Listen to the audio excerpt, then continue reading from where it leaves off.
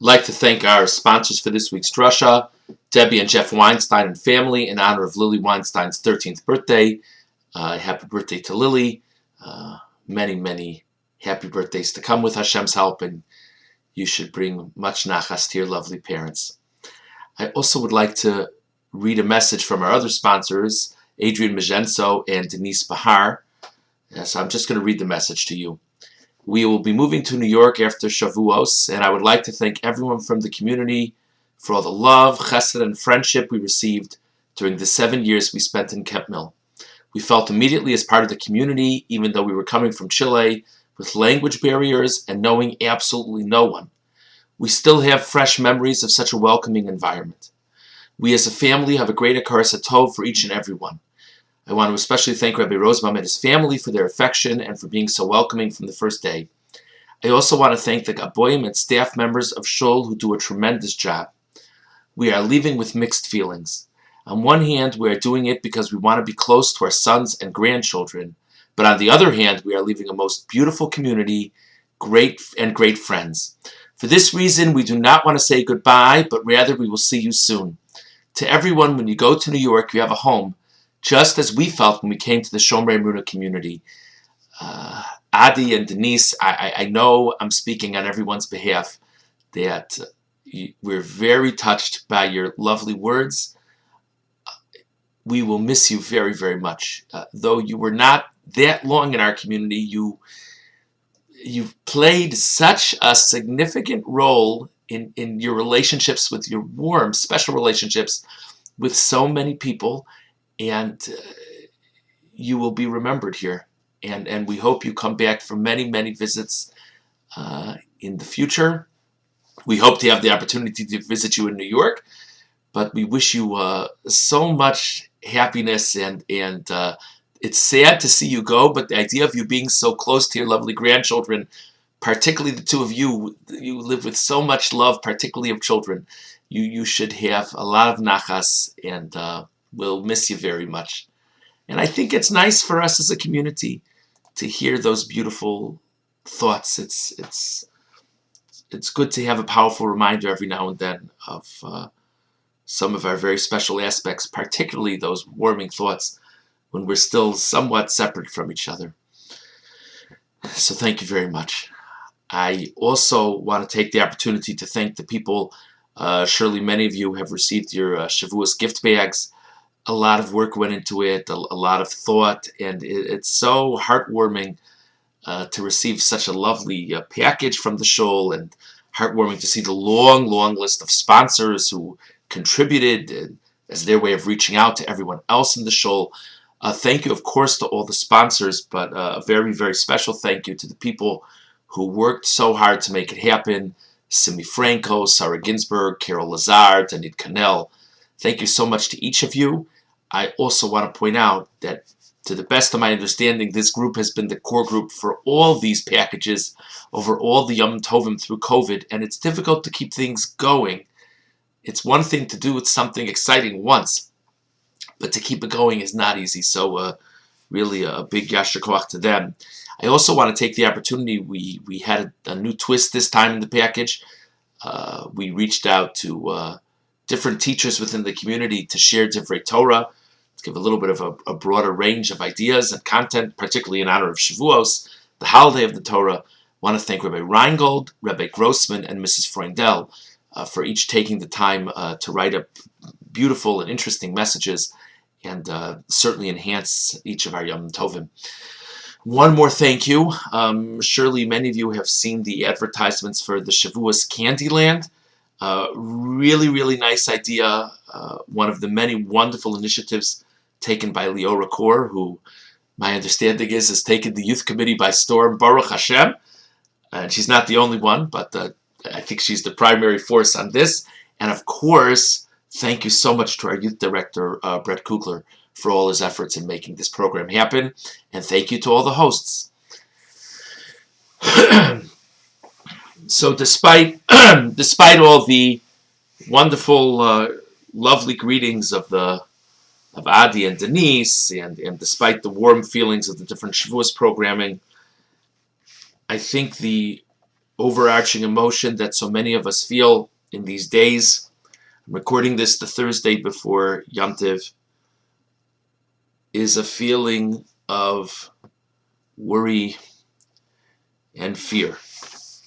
Don't know what we're going to hear, what we're going to read when we turn on whatever media, when we open our emails, of what's happening in Israel. It's very, very frightening and very concerning.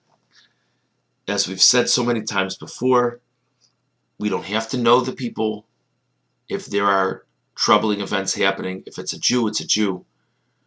But many of us do know people, and many of us have friends and close relatives.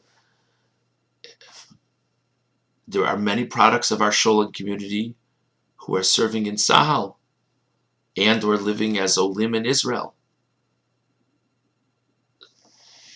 So many are in Israel right now, so many that we know, so many that we don't know, but we still have so much concern for them.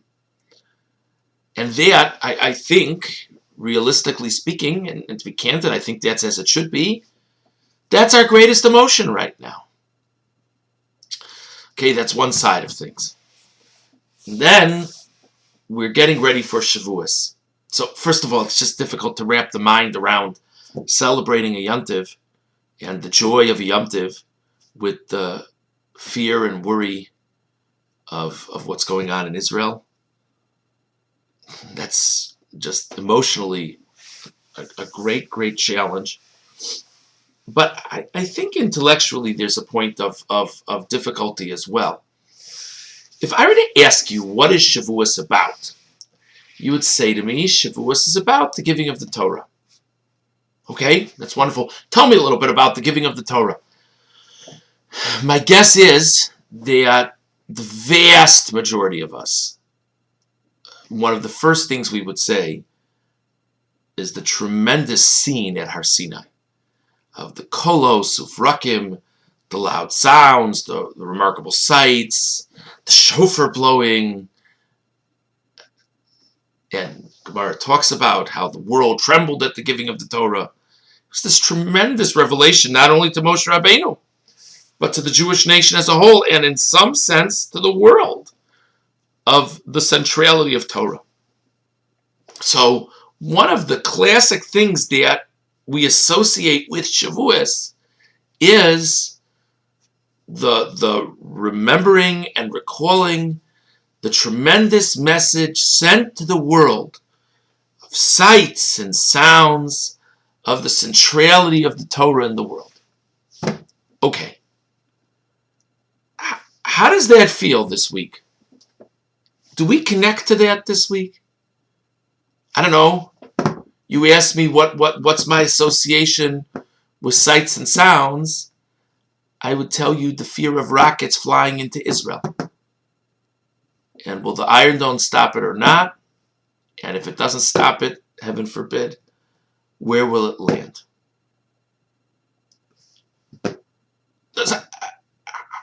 So what's the story? Sights and sounds of Har Sinai?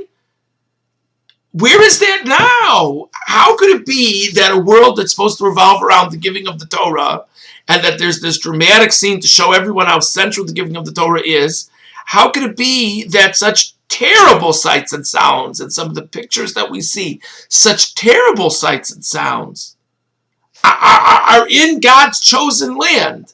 How do we reconcile that with the scene of Har Sinai? I don't know that I'm going to. I certainly don't have the answer. Who can have the answer? I would just like to share with you a thought that I had in the past day or two, and maybe it'll be a little bit of a perspective for someone. So let's talk a bit about Shavuos for a moment. First of all, Shavuos having nothing to do with current events. Shavuos, I think, is a bit of a difficult holiday to connect to. Let me explain what I mean. The anchors of the Jewish year from a holiday perspective are Pesach and Sukkot. Remarkably, They are, on a Torah level at least, those two holidays are the same length of time. And they are, as long as it's not a leap year, they're exactly 6 months from each other. And they both begin on the 15th of the month. So they're like the two axes of the Jewish year. And it feels right. Pesach is about God deciding that the Jewish people would be his chosen nation. That's core to who we are. Sukkot is about the recognition that even though the Jews were in the desert, God took care of them for all of their needs. And that clearly is a message that holds true and relevant for us in our times, because Sukkot reinforces the belief that God is always there and God can always help us. And Shavuos is, well, we told you on Pesach that we're God's chosen people. Shavuos is the medium by which God conveyed to us how his chosen people are to lead their lives, That's the giving of the Torah. It's wonderful. That's amazing. It really feels like if we were doing an outline of the Jewish year, there's, Roman numeral number 1 is Pesach. Sort of like little letter A under Roman numeral number 1 is, by the way, the Torah was given on Shavuos. This, of course, fits with the idea of the Ramban, which you've said in many contexts. The Sfiras Omer leads from Pesach into Shavuos because Shavuos is the culmination of the Exodus from Egypt, and Shavuos is sort of the last days of Yom Tov, so to say, of Pesach.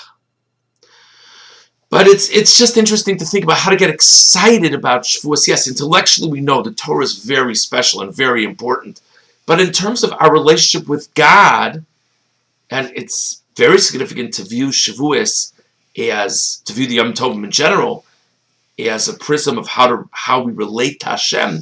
It seems to just be an extension of the Pesach message, which is beautiful. But is there an independent message of Shavuos? One question. A very different question. We mentioned a few moments ago the remarkable scene of the giving of the Torah. There's a really interesting message. Of course, we know that after the Torah was given, while Moshe was still up on the mountain, the sin of the golden calf occurred. And Moshe broke the first luchos. Moshe broke the first tablets.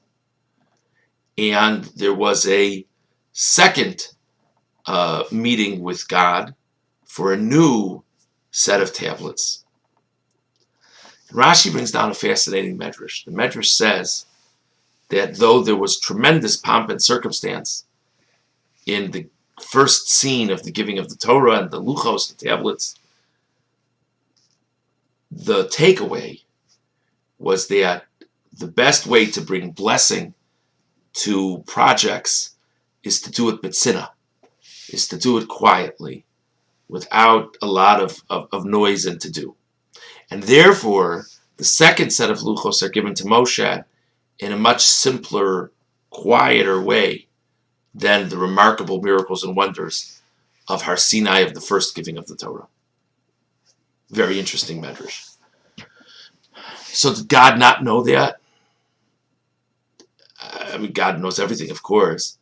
Did God not realize that, in some sense, the tremendous sights and sounds of the giving of the Torah didn't bode well for what would happen next for the Jewish people? Well, if the Medrash is true, which of course it is, why would Hashem give the Torah in such a dramatic scene? And I think the answer to this second question, or a way to answer this second question, is that Hashem wanted to teach the Jewish people a very, very important lesson. And that is that we live in a very dark and complicating and confusing world. And we need to know that for all of the difficulty of seeing God in this world in all kinds of ways.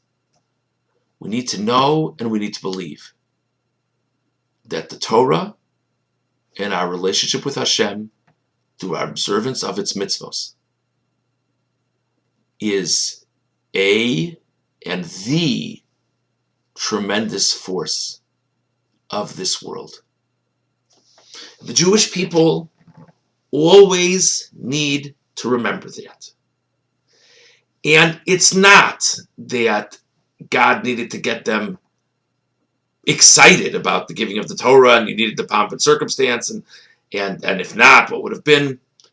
But this is a lesson that they take with them for Doros, that they pass on for generations. By the way, the Torah says, tell your children and your children's children about this day at Har Sinai.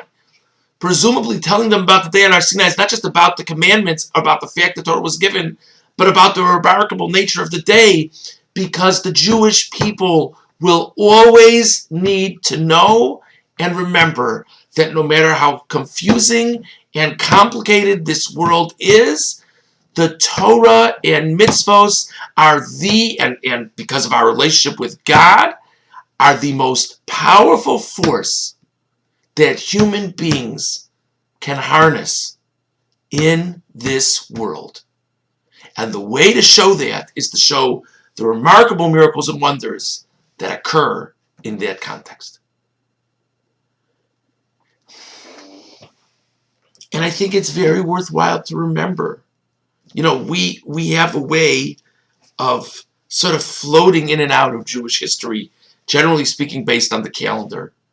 The Jewish people came from so many difficulties over the weeks preceding the giving of the Torah. The redemption began the weeks preceding the beginning of the Torah. But for generations before that, they had the terrible difficulties of the slavery of Egypt. And even as they went through the desert, there were challenges.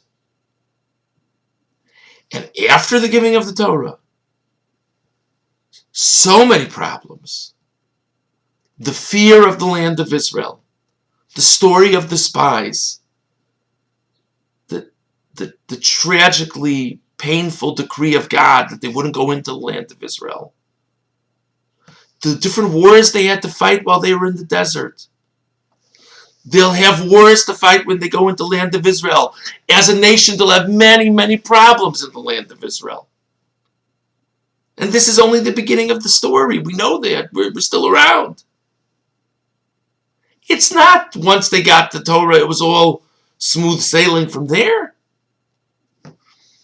The giving of the Torah was a remarkable moment of clarity and light in Jewish history.